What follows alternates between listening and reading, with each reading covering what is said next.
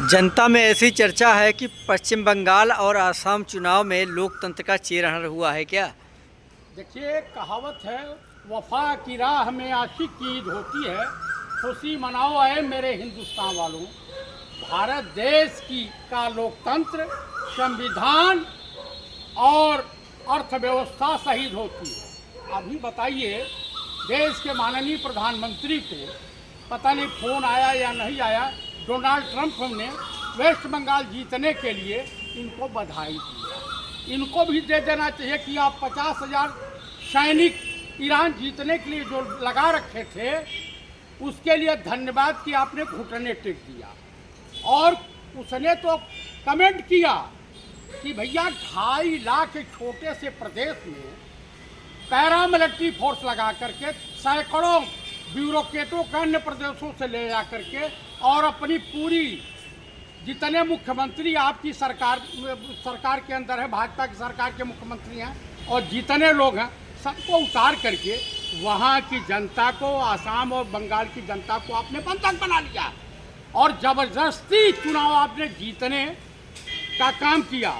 और ममता दीदी से भूल हुई। ममता दीदी अब अपनी गलती पे पछता रही हैं। अगर इंडिया गठबंधन एकजुट होकर लड़ाई लड़ता तो वहाँ पे भाजपा का खाता नहीं खुलता। इस बात को नेता प्रतिपक्ष माननीय पंडित राहुल गांधी ने दर्शा दिया। आपको मैं बता दूं, 40% वोट इनको मिला, 45 कुछ उनको मिला, 3% वोट कांग्रेस को मिला और 4% वोट किसको मिला? इनको, लेफ्ट को। अगर थोड़ी थोड़ी सीटें दे देती और आपको अंदर जो अहम की बीमारी थी वो जो ख़त्म हो गई होती तो बंगाल की दिशा और दशा दूसरी होती, आसाम की भी होती। तो आप लोग, चाहे आम आदमी पार्टी हो और जितने इंडिया गठबंधन के नेता थे, वो कांग्रेस के को एकदम कमज़ोर समझ रहे थे, बकलोल समझ रहे थे। जब नेता प्रतिपक्ष चुनाव आयोग के खिलाफ मोर्चा खोले खड़े थे तो अभिषेक बनर्जी ने क्या बोला था, उसको भी याद कीजिए। दीदी, आप बहुत फाइटर हैं, ईमानदार महिला हैं, मैं आपका सम्मान करता हूं, लेकिन अहम ही ईश्वर का भोजन होता है। और आज आपको श्रीमती सोनिया जी और राहुल गांधी, प्रियंका गांधी, इन सब की याद आने लगी। आप मुझे बता दीजिए, लालू प्रसाद यादव का लड़का जाता है कांग्रेस के खिलाफ प्रचार करता है कम्युनिस्टों का केरल में। आप बताइए, तमाम इंडिया गठबंधन के नेता आम आदमी पार्टी की पैरोकारी करने चले जाते हैं दिल्ली में। आप मुझे बताइए, इस तरह से गठबंधन होता है? इस तरह से मोर्चा होता है? मुंह में राम बगल में छुरी, जब पाऊं तब रेतो मुड़ी। वहाँ पे भाजपा को स्थापित ममता दीदी आपने किया है, राहुल गांधी ने नहीं किया है। आज तक का इतिहास है, कांग्रेस पार्टी ने कभी भी भाजपा के साथ मिलकर चुनाव नहीं लड़ा। सिर्फ सहयोग किसमें दिया है? महिला आरक्षण पे।